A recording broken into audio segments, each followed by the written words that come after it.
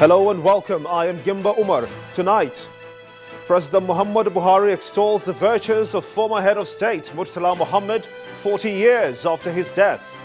INEC conducts rerun elections into 3 federal constituencies in Adamawa State. An unlucky burglar gets caught in the act while attempting to rob a shop in Jos, the Plateau State capital. And Russia faces mounting pressure over civilian deaths in Syria, with France and the US urging greater caution. And on Business News tonight, the Nigerian equities market records 5 consecutive sessions of gains. And in sports news, Ubong Ekwai's lone strike gives Nigeria's Aqua United a 1-0 victory over Congo's Vita Club in the CAF Confederation Cup.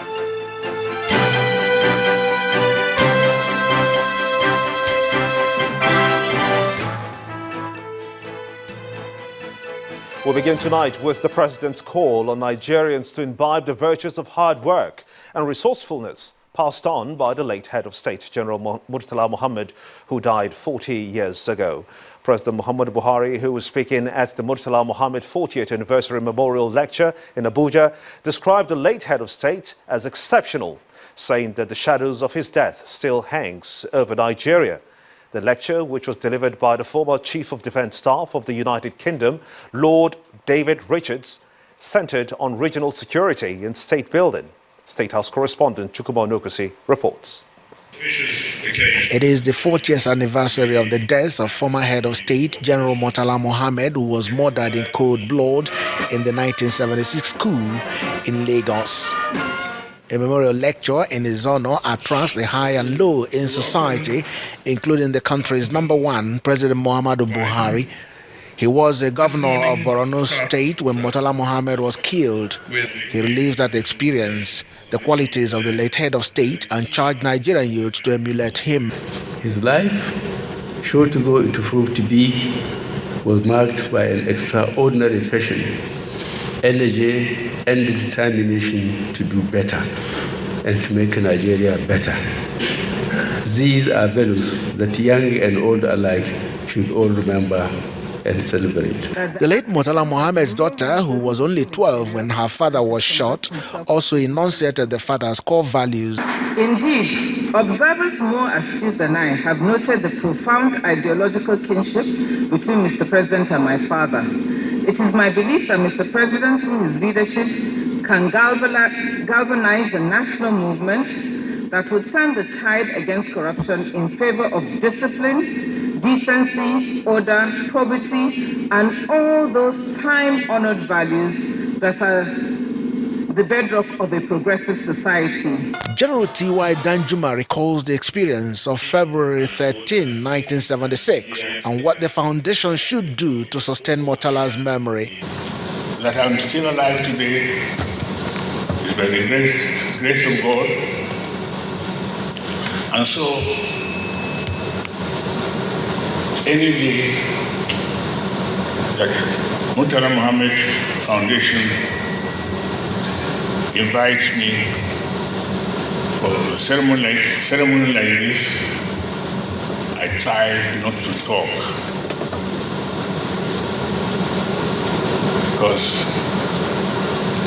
it was a lucky day for me. So I would request you to buy a slot in the channels television, the national television now in Nigeria, because it is legible and it is beautiful. The sound is good. If you don't have money, I'll give you the money to publicize your activities. If you don't publicize it, people don't know, they'll forget you. Mohammed Ibn Chambers, who was just a student in Ghana when the illustrious head of state was killed, chronicles the lives and times of General Mohammed and narrows it down to the present-day Nigeria. The guest speaker comes from the United Kingdom Armed Forces. He says he has great respect for the Nigerian army. He, however, emphasizes the need for command and control at all times against strategy and tactics if the military wants to succeed. It was Sun Tzu, just to remind you, who said in 500 that strategy without tactics is the slowest route to victory. Tactics without strategy is merely the noise before defeat.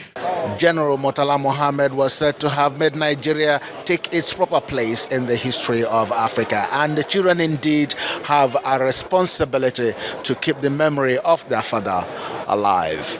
Chukwuma Onwekusi, Channels Television News.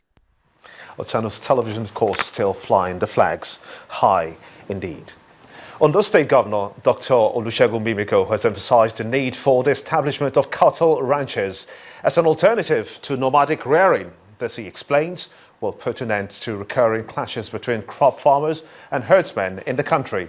Governor Mimiko made this comment while playing host to the Inspector General of Police, Solomon Arase, who was on a familiarization visit to the state command in Akure. Ascendancy of this challenge recently, which is farmers and Fulani herdsmen. It's almost alien to us in terms of our security challenges. Through you, we must also appeal on every opportunity that will be taken as a major security challenge in this nation. It's rearing a head in a very incipient way. It's coming on to be one of our major challenges, and I think the earlier we tackle it, the better for this country. I can assure you that the officers they are men, in Ondo State, they are highly motivated. They've been, going about their duties, tirelessly and working assiduously to ensure that, they create the type of environment. From my crime indices, because I am a crime analyst. I like watching the trends and patterns of crime in the country. If you look at, every week when I look at my graph in my office, you see that Ondo State is down, which means the officers are doing very well. In the meantime, less than 48 hours after a lawmaker who represented Onelga in the Rivers State House of Assembly between 1999 and 2003 was killed by yet-to-be-identified gunmen in Port Harcourt, Omoku community in Onelga came under intense gunfire in what the police described as a battle for supremacy between rival cult groups. Although the police PRO in the state, DSP Ahmed Mohammed, confirmed the death of 6 people, eyewitness accounts told Channels Television that as many as about 20 persons, including women, were killed. The police PRO, however, said that normalcy has returned to the area following the deployment of officers and men of the Nigerian police. Voting has been concluded in the rerun election in Lamurde, Numan and Demsa federal constituencies of Adamawa State. The exercise, which witnessed a low turnout of voters, has been peaceful and counting has since commenced in most polling units. The rerun election to fill seats in Numan, Demsa and Lamurde federal constituencies of Adamawa State, northeast of Nigeria, is still in progress though, despite a federal high court's order putting it on hold. Today's rerun election became necessary following the 2015 appeal court's ruling, which notified the election of Lori Kwamuchi of the Social Democratic Party, the SDP.